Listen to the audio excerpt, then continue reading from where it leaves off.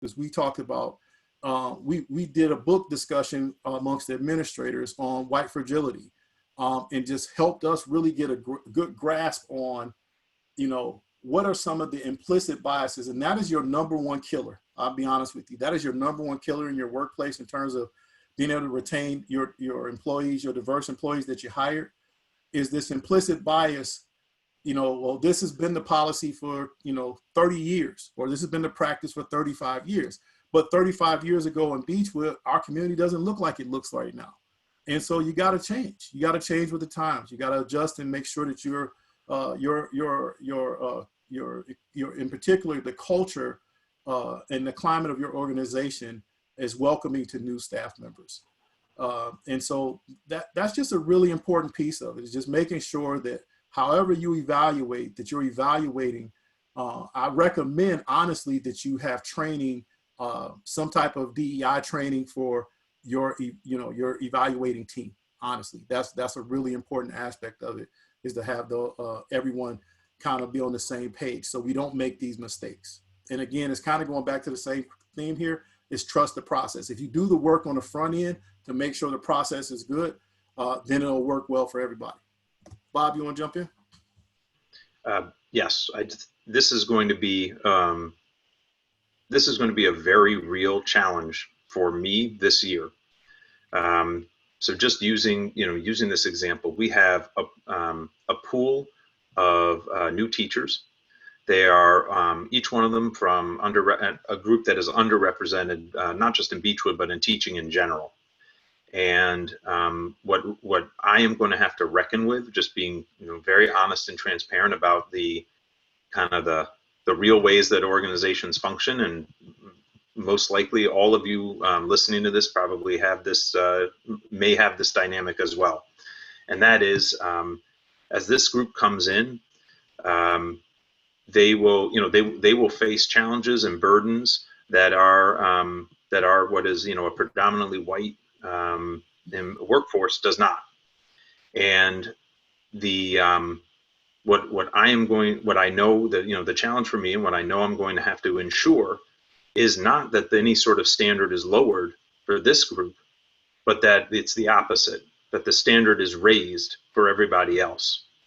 And that's hard, because over the years, I think we all, well, I'll just speak for myself. I shouldn't speak for any of you. The reality is that compromises are made. And so for sure, we have employees who are good at their job, but aren't great. We have employees who do certain things really, really well, and we allow that to compensate for other, sometimes key portions of their work, because of the other things they bring. They're nice people. They have a long history and a lot of relationships with folks. Or again, maybe they do certain parts of their job really well, but other parts, frankly, they don't. We're not going to look to go fire all those people, and that's just not realistic anyway. But I think what Kevin was noting is for our new employees and these new teachers who are more diverse than our current workforce. By its very nature, they are going to be expected to hold to be performing at the highest standard across every single aspect of their work. And yet we know there are current employees who that is not the standard. So I know now going into this year that the standard needs to be raised for everyone else, and that's a very real challenge. It's a good one, and it will make our organization stronger. But it will be heavy lifting for me, for our building principals, for other supervisors. But that's what we've been talking about as a leadership group, of what we need to do going into this school year. Agreed.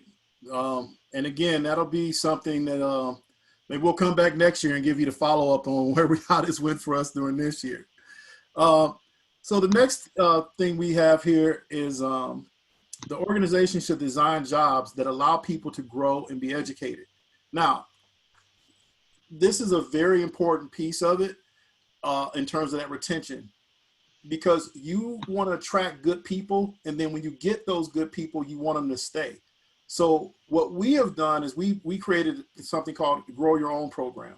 And what it is we partnered with Ursuline College, and we got a discount for all of our employees. It doesn't matter who you are, that you get a discounted tuition to go to this college and take whatever, whether it be a standalone course or to complete a degree or whatever it is.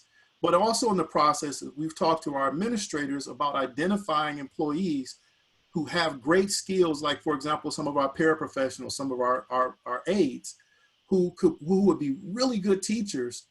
Well, sometimes they need a little help. Sometimes they need a plan in place for them to help them get to and a vision to see where they could be. And then it's also nice for your employee or for this diverse employee to feel like you recognize their hard work. You recognize and you value what they do. So you tell them, hey, listen, we want to get you enrolled in this program because we think you should get your degree so you could become a classroom teacher, not just the aide. And then you'll become a valuable member, hopefully, of our school system. Now, one thing to be clear about is that Beechville is a small school district. We don't have a lot of jobs often. Like, 5 jobs for us this year, that was big. That was a good year, like to have 5 jobs available. So we don't always have that. But what we focused on here is just doing the right thing for our employees, which makes people have that, man, this is a good company or good organization to work for because they care about me. And we're saying that and saying that we know that we may lose some of these staff members who we do help to get a better way of life in terms of getting a better job, in terms of maybe instead of being an aide to become a teacher. We are doing that outreach for them because it is the right thing, not because it is just our own gain. Now, not coincidentally, I mean, it does work out for us as an organization in that we can find employees that will be good because we've identified, we already know, and it kind of goes back to this process is that, if they get into the interview process, we still feel like they'll rise to the top because they're good people. And we've seen it. We've seen their work ethic and the examples that we've seen when they answer our behavioral based questions in our interview process, they're all just going to come out. So it's really going to work out for the better. This also works in terms of rising people up and promoting them to different areas. So this Grow Your Own program helps. Ursuline has a program for education and administration. And so that's another piece of it, another layer of it for us, in which we're looking to continue to build our employees. And then again, and this is the other thing that comes from it, is that the more knowledge they gain, the better they are in your organization, no matter what level of responsibility they have. Because now, let's say, for example, we may not have an administration position for a couple of years, but while they're operating in their position as a teacher or whatever it may be, they're going to be stronger because they're going to help us lead because they're going to have a greater understanding of how things operate. So it's really important to kind of make sure that you foster this environment of opportunity and growth, and not just, and people really, I think what you'll find out is people will want to stay with you just because you showed you care when you didn't have to. And just by doing the right thing, people will really care about you in that manner. Bob, you want to jump in? I have nothing to add. All right. So that's one of our big areas of growth for us is that Grow Your Own program. It has been something that we feel really good about. Some of our students, as a matter of fact, I'm sorry, I gotta really gush about this a little bit. So some of our staff members who are paraprofessionals who are going into the teaching field, we were actually able to apply for a grant, and they are actually receiving 70% off of tuition to get their degree. I don't think that's anything to take lightly. So I strongly advise you jump out there and try to find a local school, and the schools want to partner because they're all clamoring for to get kids. In particular, if you look at what's happening in our country right now, education is going to be a little bit more difficult because people don't have jobs, but you need to have ways to help your employees get there.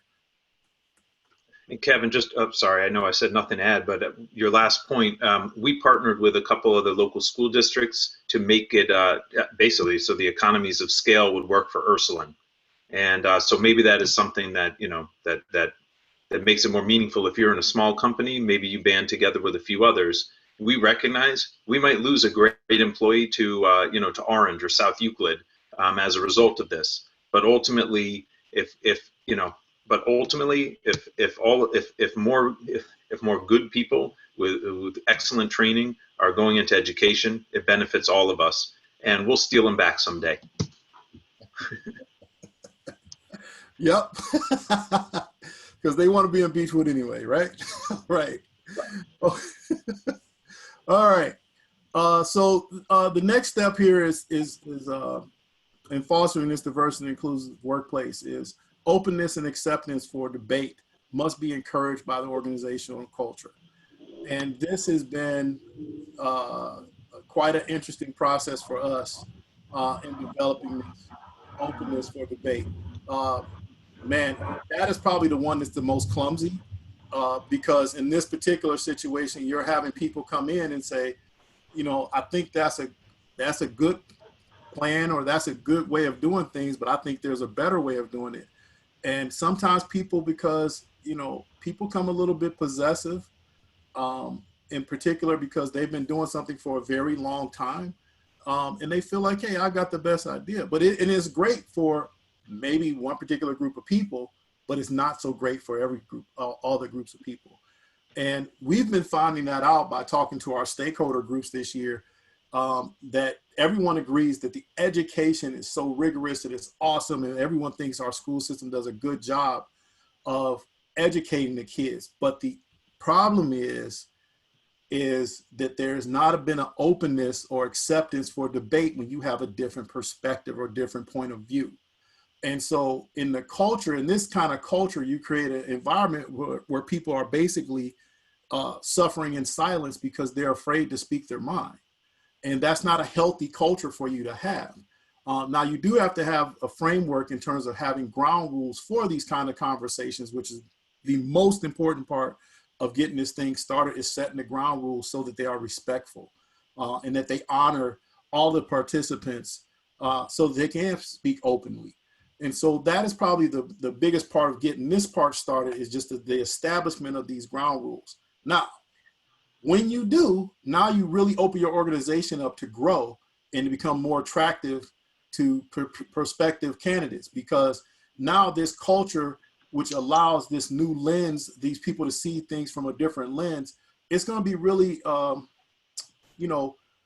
for someone looking on the outside looking in, and they see and they hear, and again, this is a big point for all of us as organizations.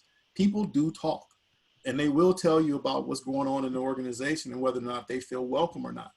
And so by having this openness and welcome for debate in terms of, in our areas, for us, it's like curriculum. That's an area that we find debate, that people want to say, well, we think this should be taught or that should be taught.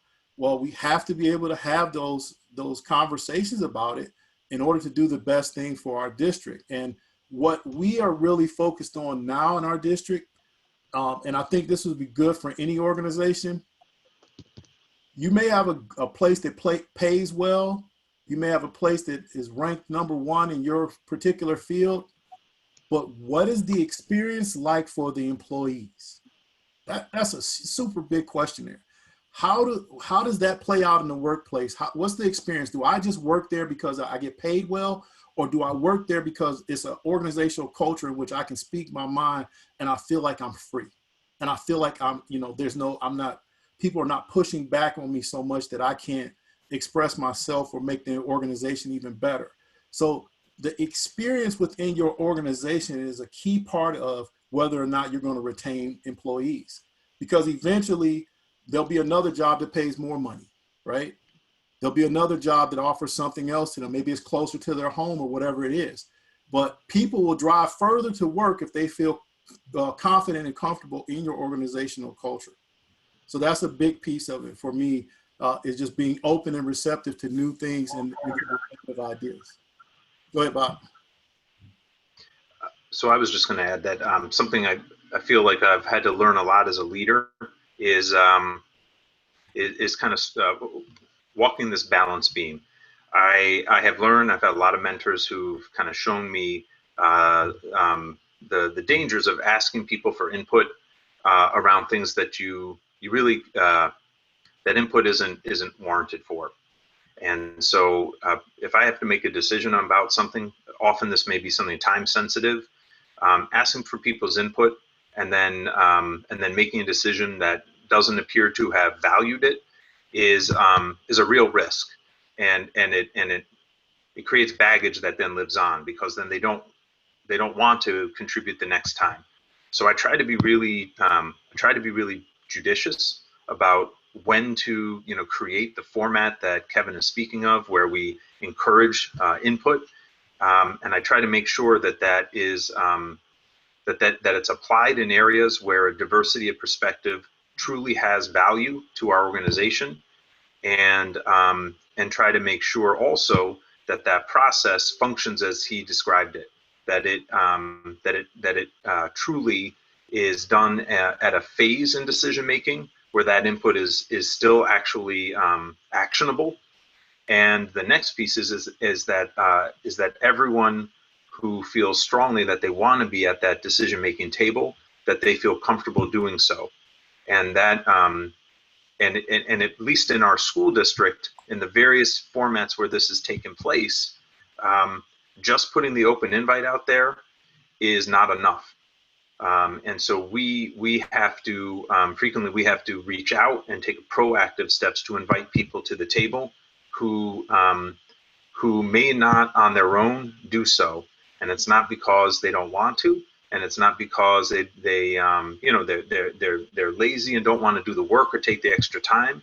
It's that they know the environment they're stepping into won't necessarily be open to the perspective that they're going to offer. And this isn't always just black and white, by the way. This, I hope you realize that Kevin and I have been careful not to refer to things solely in from a racial lens, because this applies across all kinds of our employees and the identities, experiences, cultures that they bring with them to work. And so we've tried to be very deliberate about how we both invite all, but also make sure we target specific invites, because we need those voices at the table. So again, it's what I am learning is how complicated this process is of inviting input, because it has to be very well thought out for it to be successful and for it not to backfire. I've run it many times where in the end it's backfired, and where I'll learn later that people resented essentially the time that they spent. And meanwhile, I just thought I was being doing the right thing as a leader. Oh, I brought together a group and they offered me their input. Well, not all the right people were in the group. I might have asked the questions at the wrong time, when people realized their input really didn't affect decision making at the right moment. And so it's complicated, and I definitely have gotten it wrong more times than I've gotten it right. But again, what we're trying to do is we're trying to flip that and get it right more often than we get it wrong. Yep.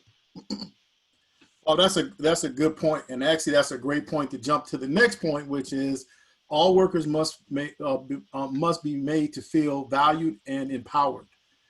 And what does that look like? And I know that's a very interesting statement in saying that all workers must be made to feel valued and empowered. Now, I'm going to take this a step further. I don't think it should be just the workers. I think it should be administration, so it's your leaders, but it also should be your customers. Because that again goes back to what kind of environment are you creating? What kind of workplace do you have? So employees feel better when they deal with clients and customers that come in with a positive attitude, who feel like their experience is great too. So it goes back to what we just built on from the last topic, which is that experience, right? So when people come in and everyone has a good experience, there's this aura, this feel that, I love going to that place every day because of the way it makes me feel. You have organizations who really harp on doing things like that, and then they're successful as a result. So for us, one of the things that, most recently I can tell you is that we empowered and gave the opportunity for our community, and I mean that by our teachers, our students, our parents, our administrators, our local business people.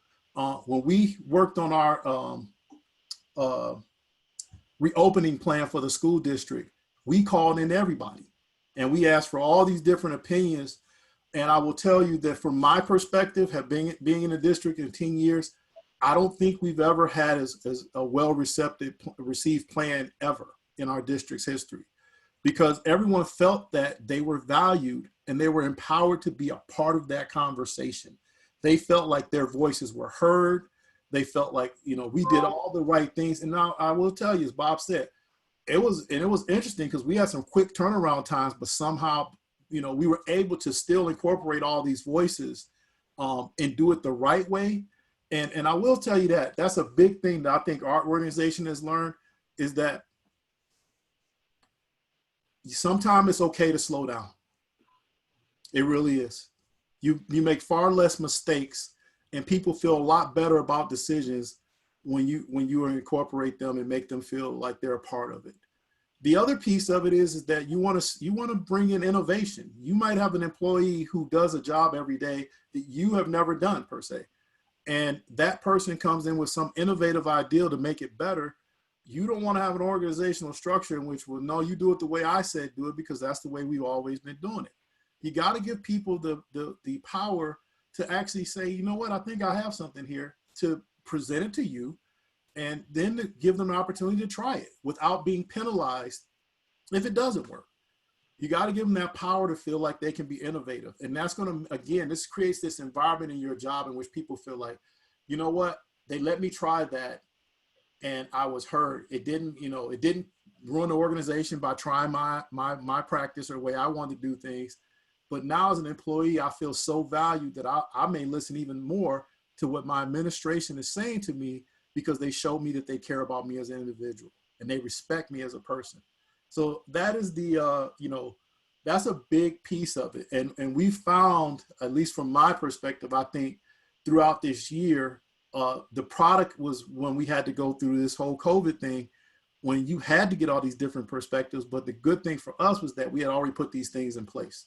And I'll get into the mechanism that we put in place in a couple of, in about 2 more points. Bob, you want to jump in?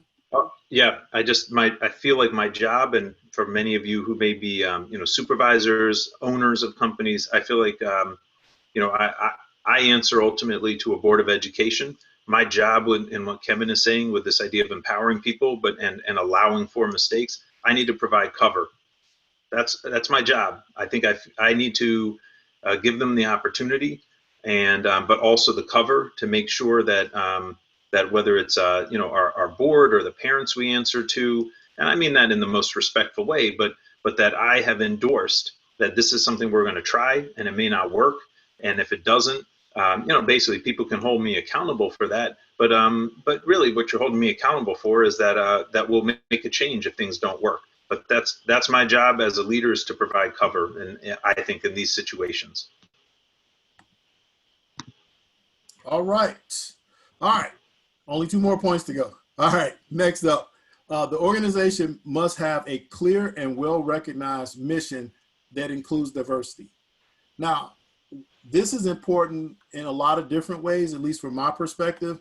One of the things that our district has definitely changed in is, how we evaluate people. I think you need to have, in having this clear, well-recognized mission of this inclusive environment, that needs to be measured. And you need to measure that within your employees, all of them, whether it be your administration or it be your whatever staff that you may have. You need to evaluate them on how well they're contributing to this mission of inclusion. And then when they're not measuring up, you got to take the appropriate actions in terms of giving them the training and opportunity to grow. And again, it's just this environment of, I don't want to point out and say, hey, you're not meeting our goals in terms of where we think you should be. You might need to start looking for a new job. That's not the approach to take. The approach to take is, let me give you some training and let's work with you and find out, where we're falling short and how we can make things better for you as an employee. Now, sometimes you're going to meet people who are going to be resistant, and, they may say, hey, the direction of this organization is not the direction I want to go with. And sometimes you will have to part ways with folks. But overall, you want to make sure that, I have this saying about what gets measured gets done. So if you're measuring and evaluating how well your employees are measuring up to this inclusive environment, then I think you're going to meet your goals of retaining employees, because people will feel this way about your organization. Bob? Nothing to add. Thank you. All right. And so the last point here that I want to talk about is the organization must be structured to promote the exchange of ideas and welcome constructive challenges as part of its culture. So our big change here, which is I will say I own this because this was my big baby. We created equity engagement teams, and we created them where there's 10 parents, 10 students, 10 teachers in each one of our buildings, of very diverse affinity groups who come from a variety of affinity groups with a variety of different ways in which they contribute to diversity. It may be diversity in thought. It may be as how they identify. It may be their ethnicity. It may be their race. But we brought all these different people into the room, and now they have a voice. And it has been super impactful for us in a variety of ways. One, we have gained so much understanding of what our community wants. And it's so interesting, probably one of the more interesting pieces for me, by having this dialogue, we wound up finding out that our stakeholders, that they all want the same thing, but they just don't know how to communicate it with each other, or we haven't given them the opportunity to communicate it with each other to get this common understanding. And so by creating this organization, this group of these teams in each one of our buildings, it has truly opened up the communication, and it's actually made some positive changes to the things we're doing. And it's actually driving our work moving forward is the work of these teams. What they're telling us is what we're actually doing. And so you think about, how am I going to retain employees? Again, it goes back to what that culture is like. Do they have an opportunity to speak their mind? Is it listened to? Do they value? What are you doing actually to make this thing work? And so for us, this is probably the biggest piece for us, is our equity engagement teams. Bob? So, so as you were speaking, Kevin, I thought, it may feel a little far afield from the idea of retaining a diverse workforce, but I see a very direct connection between the work of groups like this, but even just the creation of groups like this, and the retention of diverse staff, because these groups, not just in and of themselves because of the members and who's participating, but beyond that, the impact that they've made and will make on our organization makes it a healthier environment for all people to feel proud of and engaged with, and contributing to the organization. And so my only piece, I think, my role, I guess, throughout this has been to maybe air a little bit of dirty laundry from the leadership side of things, in terms of just saying that what I know on the ground can be difficult as a school leader, and in a position that has a lot of politics associated with it. And so and that is just, I think there's a myth around leadership. This is nothing new. It's not my idea, but just the myth around leadership, around being decisive and having always having the right answers. I've bought, over time, I've very much bought into that myth and tried to lead that way. Sometimes it's very effective, but some of the most complicated, difficult, challenging, complex issues that have posed real problems and have done damage in our district have been when around issues that are like that are layered, super complicated and complex. If I lead in that way, just decisively and with the answers, supposed answers, I'll put quotes around the word answers. That's when I blunder and the organization suffers. And so the formation of these teams is, to me, I'm learning is to have them tackle some of those much more complicated issues that we face in schools, but I imagine any organization has its own sort of permutation of. And so to rely on these groups, and it is not always nice to hear, the critique of kind of like what people's experiences have been, what they want to see in the future might not always jibe real well with my vision, and maybe not for our board's vision always. But to have that aired and to have it take place in a format that is that is forward thinking. It doesn't just tear up the past, but is geared to make positive change for the future.